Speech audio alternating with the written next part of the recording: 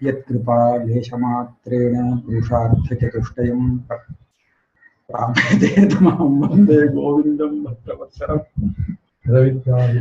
यदविद्याविलासेन भूतभौतिकसृष्टयः तं नौमि परमात्मानं सच्चिदानन्दविग्रहम्। सब एक ही है। तत्र कुत्र वर्तते? दूसरे ग्रंथ में।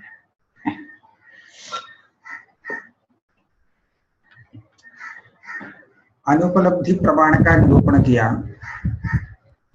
फिर अनुपलब्धि प्रमाण का जो प्रमेय है अभाव, उसका निरूपण चल रहा है।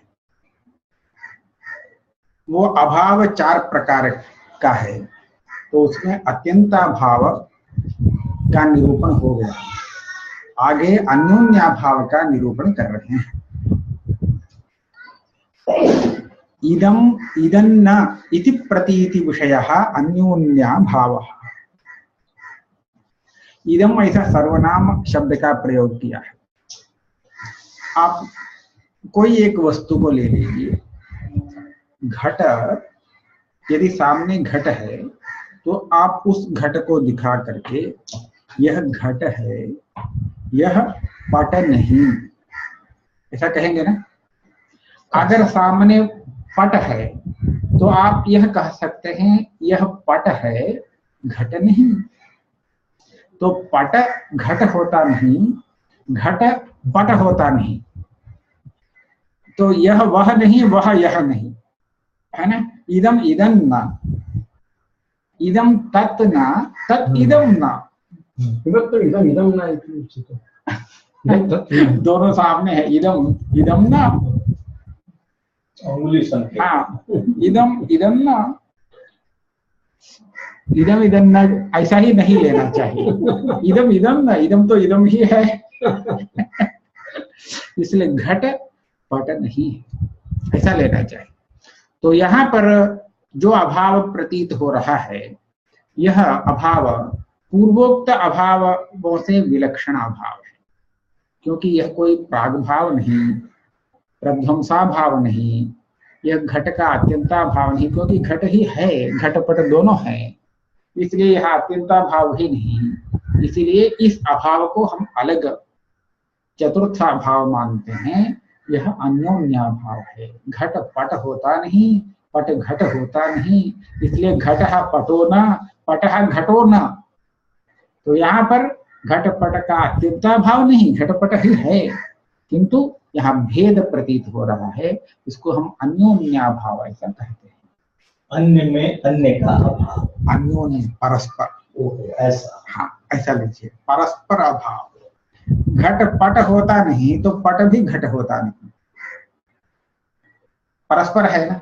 हाँ। घट और पट दोनों को लीजिए। यदि ये दो हाथ हैं तो यह जो हाथ है दाहिना हाथ, तो बायां हाथ होता नहीं, तो बायां हाथ भी दाहिना हाथ होता नहीं, परस्पर। इसलिए इसको अन्योन्याभाव ऐसा नाम दिया है। इदम इदं न इति प्रतीति विषयः अन्योन्याभावः अयमेव विभागः भेदः पृथक्त्वं च इति व्यवह्रियते। नैयायिक इस अभाव को भेद तो कहते हैं, किंतु विभाग और पृथक्त्व ऐसे दो अलग गुण मानते हैं। इससे अतिरिक्त संयोग नाशको गुण विभागः,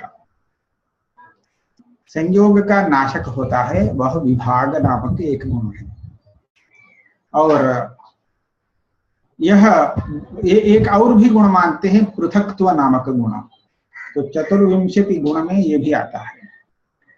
तो हम वेदांती विभाग को अलग नहीं मानते, और विभाग शब्द से भी यही अन्योन्याभाव कहीं व्यवहृत होता है। विभाग शब्द से अन्योन्याभाव का भी व्यवहार हो जाता है, और पृथक्त्व तो अन्योन्याभाव ही है। इसलिए विभाग और पृथक्त्व नाम के दो गुणों को हम मानते नहीं। यह जो अन्योन्याभाव है, यही अन्योन्याभाव वहां पर भी विषय हो जाता है। पृथक्त्व अन्योन्याभाव ही है, विभाग शब्द से भी अन्योन्याभाव को कहते हैं। कहीं कहीं संयोग का जो अभाव होता है उसको भी विभाग कहा जाता है। अयमेव विभागः भेदः पृथक्त्वञ्च इति व्यवह्रियते, इन शब्दों से व्यवहृत होता है। भेदातिरिक्त विभागादौ प्रमाणाभावात्, यह जो भेद अन्योन्याभाव दिखाया गया उससे अतिरिक्त विभाग पृथक्त्व है, इसमें कोई प्रमाण नहीं।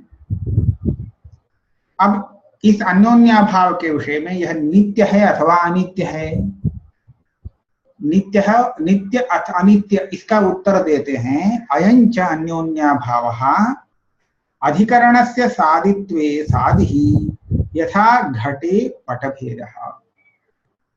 अब यह जो अन्योन्याभाव है, यह अन्योन्याभाव किस में है, किस अधिकरण में है, अधिकरण में है, इसको देखना पड़ेगा। और वह अधिकरण यदि सादि है और शांत है तो यह भी सादि शांत हो जाएगा, और अधिकरण यदि नित्य है तो यह भेद भी नित्य हो जाएगा। जैसे घट में पट का भेद है ना, यह भेद नित्य है अथवा अनित्य? घट है।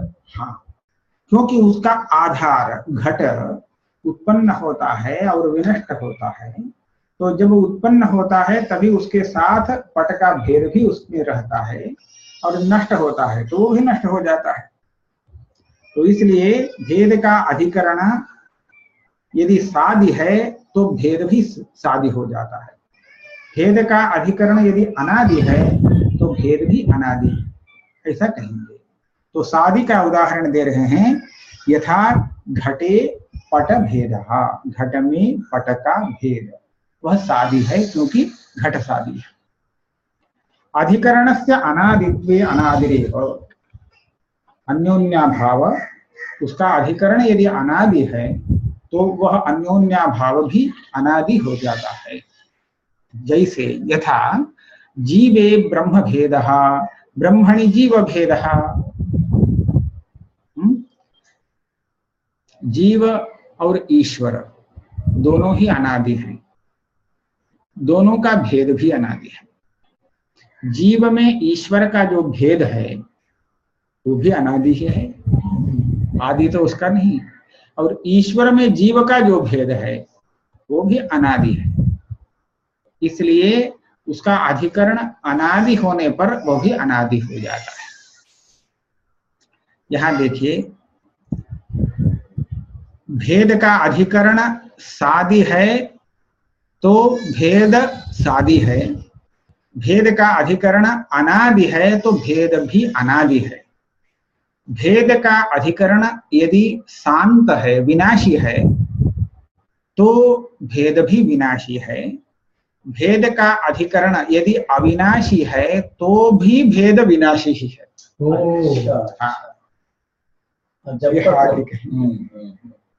द्विविधोपि भेदः ध्वंस प्रतियोगी एव।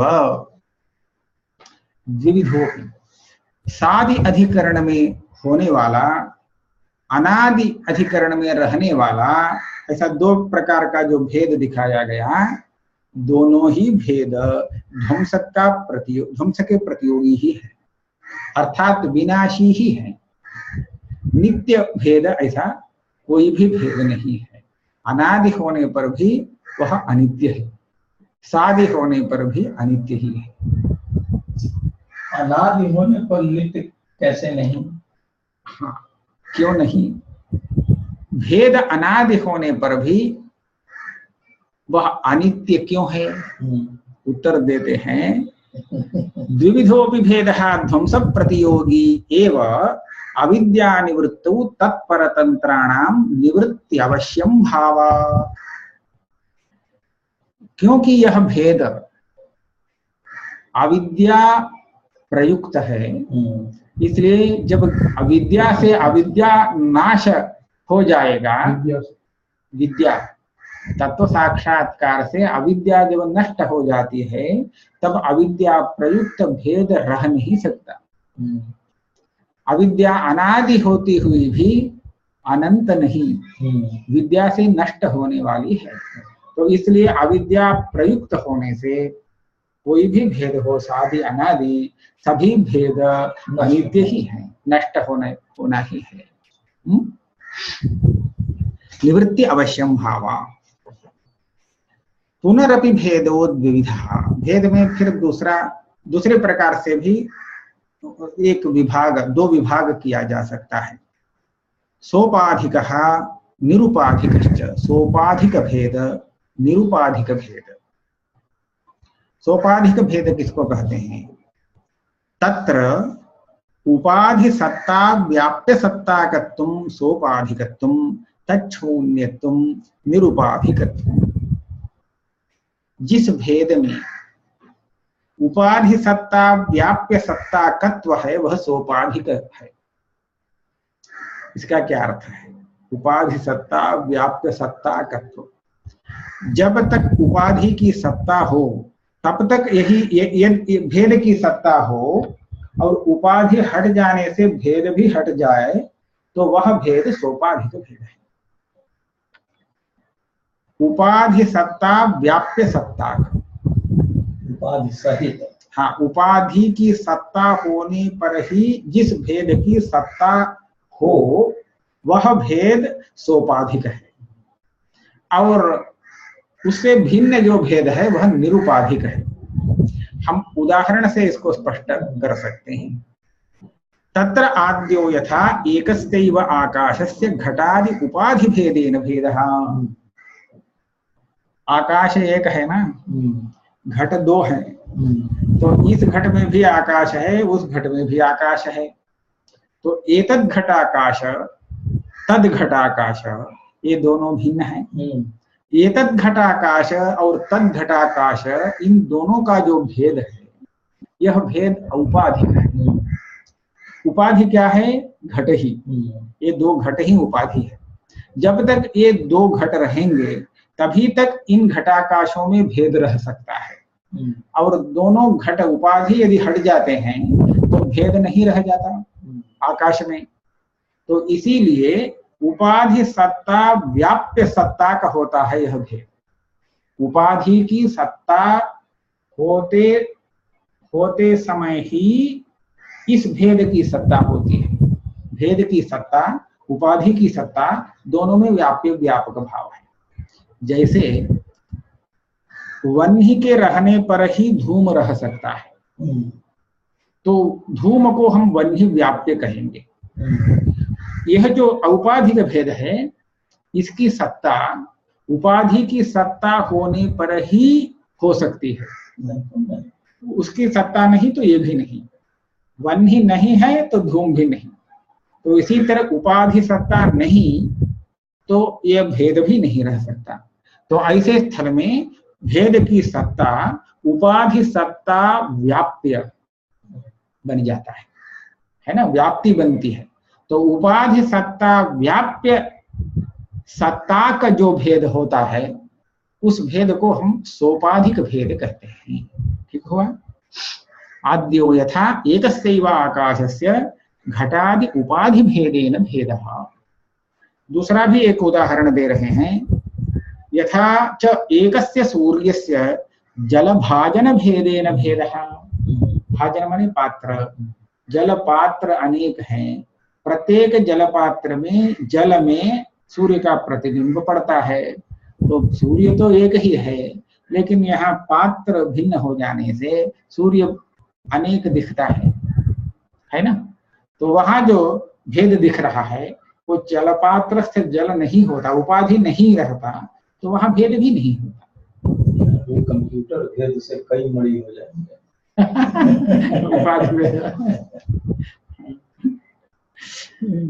यथा च एकस्य ब्रह्मणः अंतःकरण भेदाद भेदः। ब्रह्म एक है, आत्मा, किंतु अंतःकरण अनेक हैं। तो इस अंतःकरण के साथ जो ब्रह्म है, अंतःकरण उपाधिक जो ब्रह्म है, वह दूसरे अंतःकरण को उपाधि बनाने पर उससे भिन्न हो जाता है। यह अंतःकरण देवदत्त का अंतःकरण है, वो दूसरा अंतःकरण यज्ञदत्त का है। तो देवदत्त और यज्ञदत्त दोनों चैतन्य भिन्न बन जाते हैं, लेकिन है चैतन्य एक ही। एक होने पर भी अंतःकरण रूप उपाधि भिन्न होने से ये दोनों भिन्न हो जाते हैं, अर्थात इसमें जो भेद आता है वह सोपाधिक भेद आता है, क्योंकि अंतःकरण के न रहने पर यह भेद नहीं रह सकता।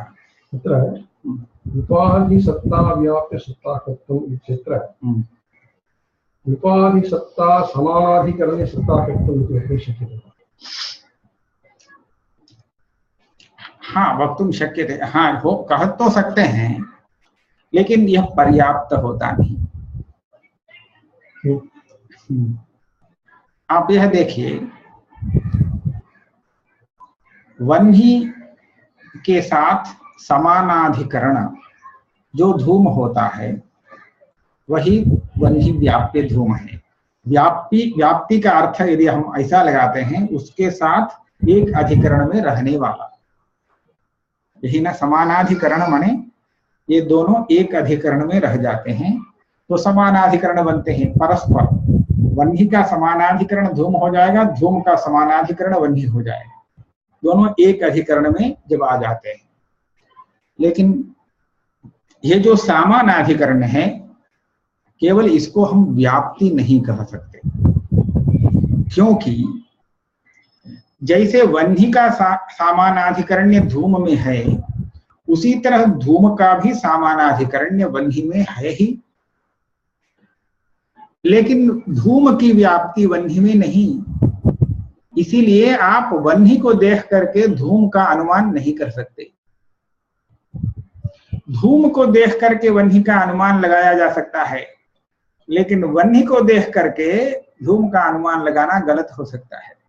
धूम कहानी होती है। हाँ, तो इसीलिए समानाधिकरण्य केवल व्याप्ति नहीं, व्यापक समानाधिकरण्य यह व्याप्ति है। तो उसी के लिए व्यापक समानाधिकरण्य, इसको कहते हैं धूम के अशेष अधिकरण में रहने वाला जो वह्नि, उसके साथ जो समानाधिकरण्य धूम का बनता है वही समानाधिकरण्य धूमनिष्ठ व्याप्ति का स्वरूप है। वह्नि को लेंगे तो ऐसा नहीं बनता। वह्नि के अशेष अधिकरणों में धूम के साथ समानाधिकरण्य नहीं बनता है। धूम के अशेष अधिकरणों में जितने धूम के अधिकरण हैं, सभी अधिकरणों में वह्नि की सत्ता होती है, इसलिए सभी अधिकरणों में वह्नि का समानाधिकरण्य धूम में है। वह्नि व्याप्य, हाँ, इसीलिए वह्नि व्याप्य धूम है। लेकिन वह्नि में ऐसा नहीं, अशेष वह्नि अधिकरण में धूम होता नहीं, अशेष वह्नि अधिकरणों में धूम का समानाधिकरण्य वह्नि में संभव नहीं। तो इसीलिए यहाँ पर भी व्याप्य का ऐसा अर्थ लेना चाहिए। उपाधि सत्ता व्याप्य, इसका अर्थ जहां वैसा भेद है, सोपाधिक भेद है, भेद की सत्ता है, तो वहां अवश्य ही उपाधि की सत्ता होती है। ऐसा नहीं उपाधि की सत्ता होने पर यह भेद होता ही है, ऐसा नहीं। तो इसलिए समानाधिकरण केवल ऐसा नहीं कर सकते हैं। हाँ, अब निरुपाधिक भेद को दिखाते हैं। निरुपाधिक भेदो यथा घटे पट भेदः, घट पट से भिन्न है, तो घट में जो पट का भेद है ये तो निरुपाधिक भेद है। आप ऐसा समझ सकते हैं, जहां वस्तु एक होता है, उपाधि के द्वारा वह भिन्न हो जाता है, तो वहां पर जब तक वह उपाधि रहती है तभी तक वह भेद बना रहेगा। इसीलिए उस भेद को हम सोपाधिक भेद कहेंगे। और जहां पर वस्तु स्वतः ही भिन्न है, सहजतया भेद है, उपाधि की अपेक्षा नहीं, तो वहां पर उसको हम निरुपाधिक भेद कहेंगे। घट और पट में ऐसा ही भेद है, निरुपाधिक भेद है, किसी उपाधि से उसको अलग करने की आवश्यकता नहीं। हो गया भेद। यहाँ पर हम एक प्रश्न करते हैं, न च ब्रह्मण्यपि प्रपंच भेदाभ्युपगमे अद्वैत विरोधः। ब्रह्म प्रपंच से भिन्न है, इसका अर्थ ब्रह्म में प्रपंच का भेद है, है। निरुपाधिक। हाँ, ये निरुपाधिक भेद है। तो ब्रह्म में यदि प्रपंच का भेद है तो अद्वैत कैसे होगा ब्रह्म? हाँ, क्योंकि दूसरा कुछ नहीं है, द्वितीय कुछ नहीं होता तभी तो अद्वितीय ऐसा कहा जाता है। अकेला यदि ब्रह्म रहता तब वह अद्वैत बनता। अकेला इसका अर्थ द्वितीय कोई भी नहीं। तो यहाँ प्रपंच का भेद यदि ब्रह्म में मानते हैं तो साथ में प्रपंच भी है, पूरा प्रपंच साथ में है, तो इसको हम अद्वितीय अद्वैत कैसे कह सकते हैं? यह प्रश्न है। न च ब्रह्मण्यपि प्रपंच भेदाभ्युपगमे अद्वैत विरोधः। इसका उत्तर देते हैं तात्विक भेदानभ्युपगमेन वेदादिवत् अद्वैत अव्याघाता। प्रश्नकर्ता से पूछना पड़ेगा, आप प्रपंच का भेद ब्रह्म में होने पर अद्वैत का व्याघात होने की शंका कर रहे हैं। भेद को छोड़िए, ये जो प्रपंच है तो प्रपंच होने पर अद्वैत का व्याघात नहीं है क्या? ब्रह्म एक ही है, ऐसा ही नहीं अद्वैत मत है, तो क्या यह नहीं है? ये सब तो है, पूरा प्रपंच है, तो अद्वैत का व्याघात शंका यहां भी कर सकते हैं। भेद को लेकर के ही करने की क्या जरूरत है? आप क्या कर रहे हैं? प्रपंच है तो प्रपंच का भेद ब्रह्म में है तो तब अद्वैत का व्याघात हो जाएगा। अरे प्रपंच ही है तो अद्वैत का व्याघात हो ही जाएगा। तो यहाँ पर उत्तर यह बनेगा, जो प्रपंच है वह सत्य नहीं है। हम सत्य अद्वैत मानते हैं। अद्वैत जो है वह पारमार्थिक सत्य है।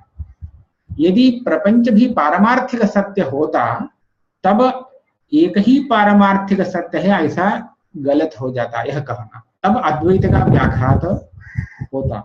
किंतु प्रपंच पारमार्थिक न होने से पारमार्थिक वस्तु एक ही है ब्रह्म, इसलिए उसका अद्वैत होना, अद्वितीय होना अबाधित है।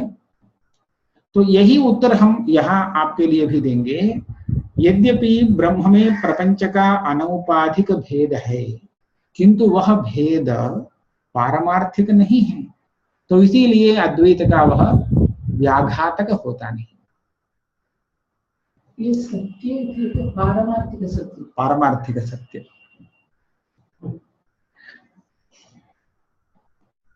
एक उदाहरण देखेंगे। वियत माने आकाश, आदि शब्द से आकाश, वायु, पंचभूत, भौतिक, पूरा प्रपंच। तो वियदादि है, ब्रह्म भी है, तो ब्रह्म अकेला है क्या? अद्वितीय नहीं। तो अद्वितीयता का भंग है, प्रश्न उठेगा। उत्तर क्या होगा? क्योंकि वेदादि कोई पारमार्थिक नहीं, पारमार्थिक तो अद्वितीय ही है, एक ही है, दूसरा पारमार्थिक इसके साथ नहीं, तो इसीलिए अद्वितीय है। तो भेद भी अपारमार्थिक होने से पंचभूत सर्वेषां व्यावहारिक सत्य है, सब व्यावहारिक सत्य हैं, अविद्या से उत्पन्न हुए हैं। प्रपंचस्य अद्वैते ब्रह्मणि कल्पितत्वांगीकार। प्रपंच अद्वैत ब्रह्म में कल्पित है, वास्तव नहीं। हाँ, हम यह पूछना चाहते थे, सुक्ति में जिस रजत को आपने देखा, अनिर्वचनीय रजत, वह सुक्ति उस रजत से भिन्न है अथवा अभिन्न है? रजत पर आरोपित है, ठीक है, अभिन्न आरोपित है तो वह अभिन्न है अथवा भिन्न है? ये ही दिखाई देता। ठीक है, एक ही दिखाई पड़ेगा, ठीक है, किंतु हम पूछते हैं वास्तविकता कैसे, क्या है? वहां पर जो शुक्ति के रूप में दिखती नहीं, वह शुक्ति दिखने वाले रजत से भिन्न है अथवा अभिन्न है? थोड़ा विचार करके बताइए। भिन्न नहीं हो सकता। हाँ, आरोपित है तो भिन्न नहीं हो सकता। और तब क्या होगा? आरोपित जो रजत है वह और अनारोपित जो शुक्ति है, वास्तविक शुक्ति, दोनों अभिन्न कैसे हो जाते हैं? यदि अभिन्न है तो शुक्ति को भी आरोपित कहना पड़ेगा। रजत आरोपित है या आप मानते हैं? हाँ?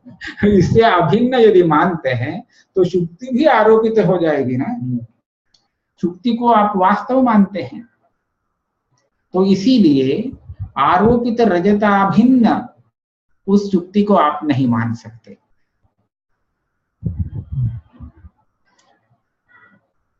फिर उससे भिन्न मान ले शुक्ति।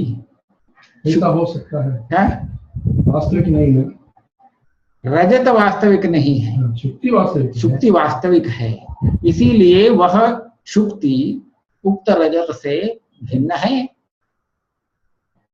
यह हो सकता है। शुक्ति ज्ञान और रजत ज्ञान भिन्न है, ऐसा पूरी दृष्टि। हम शुक्ति को देखें, घट पट से भिन्न है ना, उसी तरह हम जो इदम रजतम देख रहे हैं, वहां इदम जो शुक्ति है वह शुक्ति दिखने वाले रजत से भिन्न है कि अभिन्न है? हमने यह पूछा। अविद्या की अवस्था में वह अभिन्न है। हाँ, रजतत्व अस्तित्व ही न। अविद्या अवस्था यहाँ हाँ, तो एक है, भिन्न नास्ति। नास्ति। विद्यावस्थायां विद्यावस्थायां भिन्न नास्ति। क्या हो जाता है? ऐसा है, अविद्यावस्था में तो वह रजत दिखता है, दिखता है भी है, इसीलिए अभिन्न रूप से दिखता है। तो अब आप विद्यावस्था में यदि जाते हैं तो रजत है ही नहीं तीनों कालों में। जो रजत है ही नहीं, कभी भी नहीं है, तो उसका भेद हो सकता है क्या? भेद का प्रस्ताव है ना, क्योंकि प्रतियोगी प्रसिद्ध हो तभी जाकर के उसका भेद कह सकते हैं। आप ऐसा कह सकते हैं क्या, गो में जो विषाण है, सिंह है, वह शश विषाण से भिन्न है? भिन्न है? खरगोश की सिंह जो उससे यह भिन्न है? भिन्न है कि नहीं? क्यों? खरगोश का सिंह होता नहीं। यह खरगोश शश विषाण से अभिन्न है अथवा भिन्न है?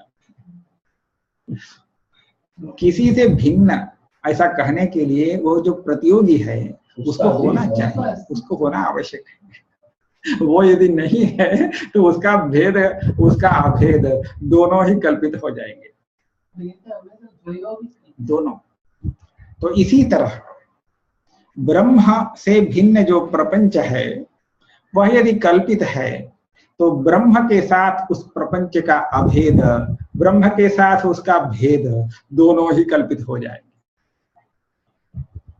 समझ में आ गया? तो इसी तरह, इसीलिए ब्रह्म का जो अद्वितीयत्व है उसका कोई भंग नहीं होता। भवताम् उदाहरणे शशविषाणस्य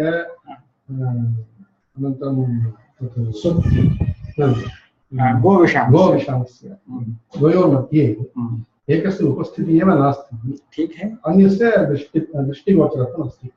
किन्तु अत्र प्रपञ्चस्य दृष्टिगोचरत्वम् अस्ति, ब्रह्मणः दृष्टिगोचरत्वं नास्ति। तत्र द्वयोर्मध्ये कथम एकस्य अभिन्नत्वम् अथवा भिन्नत्वं वा? रुकिए, हमने दो उदाहरण इसलिए दिया। पहला उदाहरण तो रजत का था, तो रजत दृष्टिगोचर होता था शुक्ति में, इसीलिए शुक्ति के साथ उस रजत का भेद अथवा अभेद क्या है यह प्रश्न किया। देखिए, विद्यावस्था में जब रजत तीनों कालों में नहीं, तो विद्यावस्था में जैसे शशसिंह तीनों कालों में नहीं, तो उन दोनों में कोई फर्क नहीं है। अविद्यावस्था में वह रजत दिखता है, इसलिए उसका भेद, उसका अभेद क्या है, यह प्रश्न उठता है। तब भी आप नहीं कह सकते, क्योंकि विद्यावस्था में उस रजत का शशशृंग के साथ कोई वैषम्य नहीं है ना। जब तक दिखता है तब तक दिखता है, तो उस समय अभिन्न दिखता है, भिन्न रूप से नहीं दिखता है। जब नहीं दिखता तो वह स्वयं ही नहीं है, स्वयं ही नहीं है तो उसके साथ शुक्ति का भेद अथवा अभेद दोनों का ही प्रश्न उठता नहीं। तो उसको लेकर के देखिए, विद्यावस्था में रजत का शुक्ति के साथ भेद अभेद दोनों का ही प्रश्न उठता नहीं। जैसे शश विषाण के साथ अथवा गो विषाण का शश विषाण के साथ भेद है अथवा अभेद है, इसका प्रश्न उठता नहीं। तो विद्यावस्थायाम एक उदाहरण, तो दोनों समान ही है। तो इसी तरह यहाँ पर प्रपंच तो दिखता है अविद्यावस्था में, तो उस समय उसका भेद है अथवा अभेद है, कुछ कल्पित भेद है कहीं भी। जब वह विद्यावस्था में आ जाता है तो वहां पर प्रपंच है ही नहीं, तो ब्रह्म का प्रपंच के साथ भेद है अथवा अभेद, यह प्रश्न ही उठता नहीं। वही कहते हैं प्रपंचस्य अद्वैते ब्रह्मणि कल्पितत्वांगीकार तदुक्तम सुरेश्वराचार्यैः अक्षमा भवतः केयं साधकत्व प्रकल्पने किं न पश्यसि संसारं तत्रैव अज्ञान कल्पितम्। प्रकृति विषय के लिए इस श्लोक का उत्तरार्ध ही उपयुक्त है। उत्तरार्ध है किं न पश्यसि संसारं तत्रैव अज्ञान कल्पितम्। तत्रैव माने ब्रह्मणी एव, पूरा संसार उस ब्रह्म में ही अज्ञान के द्वारा कल्पित है। क्या आप उस संसार को नहीं देख रहे हैं? हाँ। पूर्वार्ध का प्रसंग है, ब्रह्मवा इदम अग्र आसीत् तदात्मानमेवावेत् अहम ब्रह्मास्मि इति तस्मात् तत्सर्वम् अभवत्। ऐसा बृहदारण्य के उपनिषद का प्रसंग है। तो वहां पर यह कहा गया है, ये दिखता समझ में आता है, ब्रह्म अहम ब्रह्मास्मि इस ज्ञान को प्राप्त करके ब्रह्म हुआ। हाँ, ब्रह्म अहम ब्रह्मास्मि इस ज्ञान को प्राप्त करने से ही इदं सर्वं ब्रह्म हो गया। यहाँ पर एक तत्पूर्व तो उस ज्ञान होने के पूर्व की स्थिति क्या है? कुछ लोग यहाँ पर व्याख्यान करते हैं, यहाँ ब्रह्मवा इदम अग्रे आसीत्, श्रुति में तो ऐसा है ब्रह्मवा इदम अग्रे आसीत्, ज्ञान होने के पूर्व में भी वह ब्रह्म ही रहा, किंतु नहीं जानता था अपने को। जब उसको ज्ञान हो गया हम ब्रह्मास्मि, तब वह ब्रह्म हो गया, सर्वम हो गया। ऐसा श्रुति में पंक्ति है। तो लोग ऐसी व्याख्या करते हैं कुछ लोग। यहाँ ब्रह्म शब्द से ब्रह्म को नहीं लेना चाहिए, क्योंकि ब्रह्म भाव उसको पूर्व में सिद्ध नहीं है। जब ज्ञान प्राप्त हुआ तभी उसको ब्रह्म भाव सिद्ध हुआ, यह वर्णन है इसमें। तो यह तो किसी मुमुक्षु अथवा अज्ञानी साधक का वर्णन है, उसके लिए उपयुक्त वर्णन है। साक्षात ब्रह्म स्वरूप तो वो ब्रह्म ही है, तो उसके लिए ये साधकत्व संभव नहीं। तो प्रथमतः ब्रह्म ही सिद्ध है वह। अज्ञान तो है ही नहीं। हाँ, ब्रह्म है, उसमें अज्ञान का यदि ब्रह्म शब्द का अर्थ ब्रह्म ऐसा ही ले लेते हैं, तब अज्ञान का कोई प्रसंग नहीं, वह तो ब्रह्म ही है। तो ब्रह्म को जान करके वह ब्रह्म बना, यह उसके लिए उचित नहीं है। तो इसीलिए ब्रह्मवा इदम अग्रे आसीत्, ब्रह्म पहले ब्रह्म यह रहा, ऐसा है। तो वहां ब्रह्म शब्द का अर्थ ब्रह्म भावी पुरुष ऐसा कीजिए। हाँ, साधक जो अभी ब्रह्म नहीं है, अपने को ब्रह्म नहीं जानता, अज्ञानी है, ऐसा एक साधक आगे ब्रह्म होने वाला है, तो इसीलिए उसको पूर्व से ही ब्रह्म कह दिया गया है।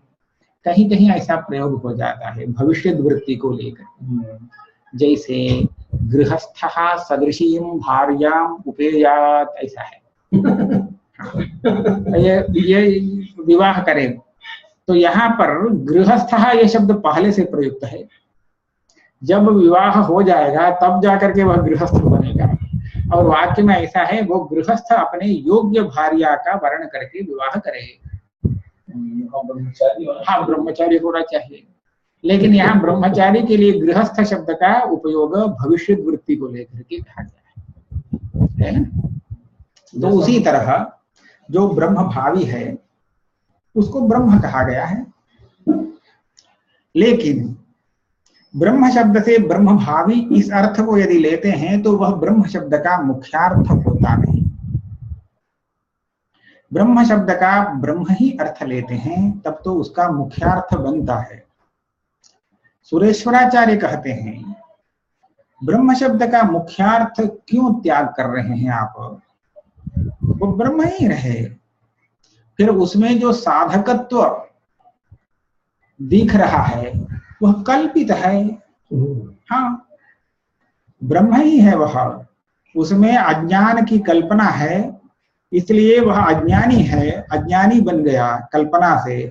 फिर उस अज्ञान को हटाने के लिए वह मुमुक्षु होकर के गुरु के पास गया, अहम ब्रह्मास्मि ज्ञान प्राप्त किया और ब्रह्म बन गया।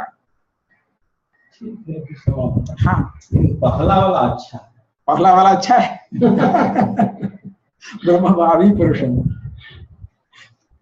सरल है, वह आपको अच्छा लग रहा है। इतना मेहनत नहीं करना। हाँ, तो यह कह रहे हैं अक्षमा भवतः केयम साधकत्व प्रकल्पने। क्षमा माने आप सहन नहीं कर पा रहे हैं, ब्रह्म को साधक के रूप में कल्पना करने पर आप उसको सहन नहीं कर पा रहे हैं। क्यों सहन कर नहीं पा रहे हैं? जब पूरा संसार अज्ञान से उसी ब्रह्म में कल्पित है, जो आप देख रहे हैं संसार, वह पूरा संसार ब्रह्म में ही कल्पित है, तो केवल साधकत्व मात्र की कल्पना करने में आप क्यों नहीं उसपे क्या अक्षम हो रहे हैं? अक्षमा भवतः किम कुतः इयम् अक्षमा ब्रह्मण साधकत्व प्रकल्पने किम न पश्यसि संसारम तत्रैव अज्ञान कल्पितम। अज्ञान कल्पित पूरा संसार ब्रह्म में बैठा है, आपको कोई चिंता नहीं, और ब्रह्म को साधक के रूप में इस वाक्य में उपस्थापित कर दे कल्पना से, तो आप उसको मान नहीं रहे हैं। ये बहुत बड़ी गलती है कर रहे हैं। हाँ, आप पूछेंगे हमने जैसा अर्थ लगाया वो तो सरल है, अच्छा भी है, तो आप ऐसा क्यों नहीं करते?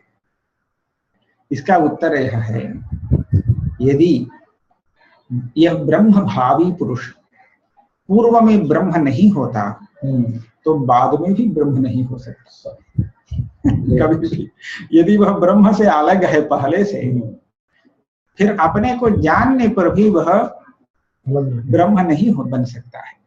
यदि यह पूर्व से ही ब्रह्म ही है, कल्पनाया वह ब्रह्म से अलग हुआ है, विभक्त हुआ है, तब जब उसको ज्ञान होता है अहम ब्रह्मास्मि, तो वो ब्रह्म ही रहेगा। आप ऐसा सोचिए, ये सांख्यों के मत के अनुसार सत्य हो गया है। हाँ, कर्ण है, वह अपने को कुंती का पुत्र नहीं जानता है, लेकिन जब वह जान गया, आप बताइए यह पहले से कुंती का पुत्र है या जानने के बाद कुंती का पुत्र हुआ? हाँ? हाँ? वह जानता नहीं था, यह अलग बात है, लेकिन कुंती का पुत्र ही है। यदि वह कुंती का पुत्र नहीं होता, दूसरा होता, तो क्या कुंती के कहने मात्र से बाद में वह कुंती का पुत्र बन सकता है? ये भी नहीं। तो इसीलिए वो पहले भी कुंती का पुत्र ही था, लेकिन जान नहीं रहा था। बाद में उसको ज्ञान हुआ और अब जान गया। यही स्थिति है यहाँ पर भी। जानने के पहले भी वह ब्रह्म ही था। साधक, कोई भी साधक लीजिए, ब्रह्मभावी ऐसा अर्थ करने की कोई आवश्यकता नहीं। कोई भी साधक, कोई भी जीव जो आत्मा को नहीं जानता है, वह उस अज्ञान दशा में भी साक्षात ब्रह्म ही है, लेकिन जानता नहीं। जब वह अहम ब्रह्मास्मि ऐसा जान लेता है, तस्मात् अज्ञान निवृत्ति होने से इदम सर्वम भवति, ब्रह्म बन जाता है। इसीलिए ब्रह्मैव सन् ब्रह्माप्ये, ब्रह्मैव सन् ब्रह्माप्ये, पूर्व में भी ब्रह्म ही है, ब्रह्म ही रहता है। तो यह है वहां की स्थिति। तो वहां का यह वचन है, अक्षमा भवतः केयं साधकत्व प्रकल्पने किं न पश्यसि संसारम तत्रैव अज्ञान कल्पितम। उत्तरार्ध ही प्रकृति के लिए उपयुक्त है। पूरा संसार ब्रह्म में कल्पित है, तो इससे ब्रह्म की अद्वैतता की हानि नहीं। केवल प्रपंच का कल्पित भेद हो जाने से अद्वैत का भंग हो जाएगा क्या? नहीं। अतएव विवरणे अविद्यानुमाने प्रागभाव व्यतिरिक्तत्वं विशेषणं तत्व प्रदीपिकायां च अविद्यालक्षणे भावत्व विशेषणं संगच्छते। ऐसा है, यह जो अविद्या है, प्रमेय संग्रह विवरण, पूरा पंचपादिका विवरण, तो उसका संग्रह है विवरण प्रमेय संग्रह। मूल है विवरण, पंचपादिका की व्याख्या। विवरण में अविद्या का अनुमान, अविद्या में अनेक प्रमाण हैं। एक प्रत्यक्ष प्रमाण भी है, अनुमान प्रमाण है, शब्द प्रमाण है, अर्थापत्ति प्रमाण है, 4 प्रमाण। तो उसमें अनुमान प्रमाण में प्रागभाव व्यतिरिक्त ऐसा विशेषण दिया गया है। देखिए, उसका स्वरूप दिखा देते हैं। विवाद पदम प्रमाण ज्ञानम स्वप्रागभाव व्यतिरिक्त स्वनिवर्त्य स्वदेशगत स्विषय आवरण वस्तुअंतर पूर्वकम, 4 विशेषण है। थोड़ा आगे प्रथम है। हाँ, तो ऐसा जो उदाहरण अप्रकाशितार्थ प्रकाशकत्वात् अंधकारे प्रथमोत्पन्न प्रदीप प्रभाव। अब हम इस अनुमान का यहाँ विवरण देने वाले नहीं हैं। यह भावरूप अविद्या का साधक अनुमान है। यहाँ पर साध्य में स्वप्रागभाव व्यतिरिक्त ऐसा विशेषण दिया गया है। स्वप्रागभाव से अतिरिक्त, अतिरिक्त इस शब्द से भेद को कहे हैं वो, है ना। तो प्रागभाव से जो भेद, प्रागभाव का जो भेदात्म अन्योन्याभाव है, इस अन्योन्याभाव का वहां निर्देश है, इसलिए हम भेद को मानते हैं। विवरण में उसका उल्लेख है। अतएव विवरणे अविद्यानुमाने प्रागभाव व्यतिरिक्तत्वम्। यहाँ एक और भी अर्थ कहा जा सकता है। वेदांत परिभाषाकार ने अभाव को 4 प्रकार मान करके प्रागभाव, प्रध्वंसाभाव, अत्यंताभाव, अन्योन्याभाव ऐसा विभाग करके दिखाया। लेकिन कहीं कहीं प्रागभाव को कोई लोग मानते ही नहीं है, अद्वैती प्रागभाव को। तो आप प्रागभाव का संग्रह यहाँ क्यों कर रहे हैं? अभाव त्रिविधा कह दीजिए, है ना। जैसे नैयायिक 4 विभाग करते हैं, उसी तरह आप भी 4 विभाग कर रहे हैं। वह किस लिए? ये ऐसा आक्षेप उठने पर ग्रंथकार समाधान देते हैं, प्रागभाव को विवरणाचार्य ने स्थान दिया है, तभी जाकर के प्रागभाव व्यतिरिक्त ऐसा विशेषण दिया है। इसलिए प्रागभाव को भी उन्होंने माना है, भेद को भी माना है। तो हमने कोई गलत काम नहीं किया है, चतुर्विधा अभाव ऐसा कह करके है ना। तो विवरणाचार्य, प्राचीन आचार्य उसको मान करके गए हैं। इतना ही नहीं, तत्व प्रदीपिकायां च अविद्यालक्षणे भावत्व विशेषणं संगच्छते। तत्व प्रदीपिका चित्सुकाचार्य का है ग्रंथ, तो उसमें अविद्या का लक्षण दिखाया गया है। अनादि भावत्वे सति ज्ञान निवर्तित्वम, यह अविद्या का लक्षण है। अनादि है, भाव रूप है और ज्ञान से निवृत्त होने वाला है, वह है अज्ञान। ठीक है, हम यहाँ पूछेंगे इस लक्षण में भावत्व का विशेषण क्यों लगाया गया है। अनादित्वे सति ज्ञान निवर्तित्वम पर्याप्त है। जो अनादि है और ज्ञान से निवृत्त होता है वह है अज्ञान, लक्षण समन्वय होता है। लेकिन अतिव्याप्ति हो जाएगी। ज्ञान का जो प्राग भाव है वह अनादि है और ज्ञान उत्पन्न होने पर उसी से निवृत्त भी हो जाता है। तो अनादित्वे सति ज्ञान निवर्त्यत्व लक्षण ज्ञान प्राग भाव में आ जाता है, अविद्या का लक्षण। इसलिए अतिव्याप्ति हो जाएगी। तो इस अतिव्याप्ति का वारण करने के लिए अविद्या लक्षण में भावत्वे सति लगाना पड़ता है। अनादित्वे सति भावत्वे सति ज्ञान निवर्त्यत्वम। अब प्राग भाव में अतिव्याप्ति नहीं, क्योंकि प्राग भाव में भावत्व नहीं है, वह अभाव है ना। तो प्राग भाव नामक कोई चीज हो तभी न उसकी व्यावृत्ति के लिए भावत्व का विशेषण लगा रहे हैं चित्सुकाचार्य अविद्या लक्षण में। यदि प्राग भाव नामक पदार्थ ही कोई नहीं है तो उसकी व्यावृत्ति के लिए विशेषण लगाना व्यर्थ ही है। तो इसी से पता चलता है प्राग भाव चित्सुकाचार्य सम्मत है ना। तो इसीलिए हमने जो चतुर्विध विभाग किया भाव का वो ठीक ही है। इतना रखते हैं।